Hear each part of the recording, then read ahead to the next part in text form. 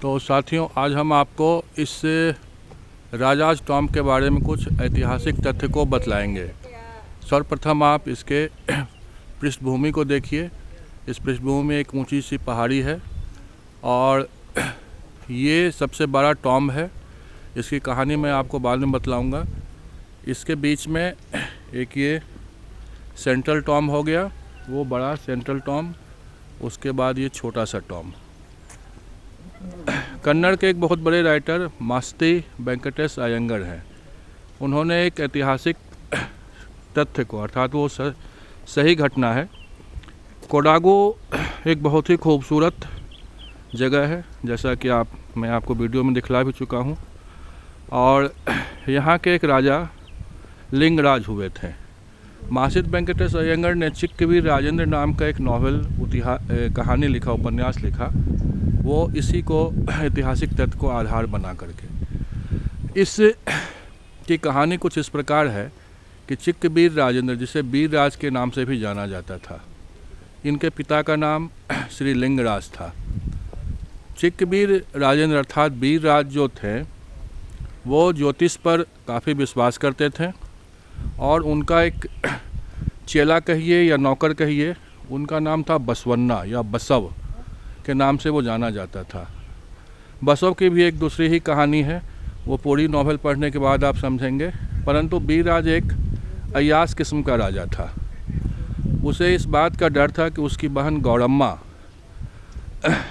गौरम्मा का जो पुत्र होगा, अर्थात वीरराज को इस बात की आशंका थी कि उसे कंस योग है। कंस योग उस योग को कहते हैं जिसमें कंस को इस बात का भय था कि उसका भांजा ही उसका हत्यारा निकलेगा या उसकी हत्या करेगा।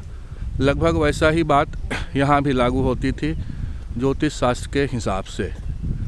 तो इसने अपनी बहन गौरम्मा को इस किले में, उसका एक किला था जो हम बाद में जाएंगे, वहाँ उसने कैद करके रखा था। तो बाद में किसी तरह उसका लड़का हुआ और उसकी भी कहानी है। फिर जो है सो वीरराज अपने अय्यासियों की वजह से ही मर गया। बाद में अंग्रेज़ों ने काफ़ी अपने दुर्भी संधि करके इस कोडागू प्रदेश को जीत लिया। जीतने के बाद मैसूर में वो लोग रहा करते थे। मैसूर और कोडागू के हड़पने के चक्कर में, और दूसरा ये है कि अंग्रेज़ इतनी इस जगह से प्रभावित हुए कि इसको ये भारत का स्कॉटलैंड भी बोलते थे। अर्थात इंग्लैंड की जो खूबसूरत वादियाँ स्कॉटलैंड है, उससे ये मिलता जुलता था। इसीलिए इसे आज भी स्कॉटलैंड ऑफ इंडिया बोला जाता है। तो कहानी का सारांश ये हुआ कि अंततः जो है सो इस वीरराज की अय्यासियों की वजह से, इन्हें जो अय्यासों लोगों का एक लत होता है शराब शबाब का, तो इन्होंने वहाँ से बहुत से लोगों को भेजा और भेज करके आखिर इनको अपने गिरफ्त में ले ही लिया। इस तरह गिरफ्त में लेने के बाद इन्हें कर्ज़ों में डुबोने के बाद और बाद में अपने अय्यासियों की वजह से इनकी मृत्यु भी हो गई। और आप दूर से जो आप ये देख रहे हैं, ये बड़ा सा जो टॉम्ब है, मैं आपको फिर बतला दूं, ये चिक्कवीर राजेंद्र अर्थात वीरराज के पिता का है। इसमें इनकी क्वीन है, राजा और रानियों का क्वीन है। ये वीरराज का है और उसका वो छोटा सा जो है रुद्रप्पा, जो संभवतः उनके राज ज्योतिष थे, उनका ये है टॉम्ब है। बाद में टीपू सुल्तान से लड़ते हुए ये लोग मारे गए और फिर बाद में टीपू सुल्तान और अंग्रेज़ों की भी लड़ाई हुई। श्रीरंगपट्टनम के युद्ध में टीपू सुल्तान की भी हार हुई।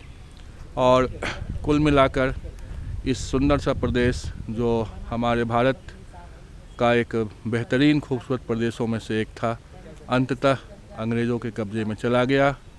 और मास्ती वेंकटेश अयंगर ने इस पर एक ऐतिहासिक कहानी लिखकर इस कृति को, इस राजा को अमर कर दिया। मैं चाहूँगा कि इस सब्जेक्ट पर फिल्म बने, क्योंकि आजकल बहुत से जो डायरेक्टर हैं वो फिल्म बना रहे हैं।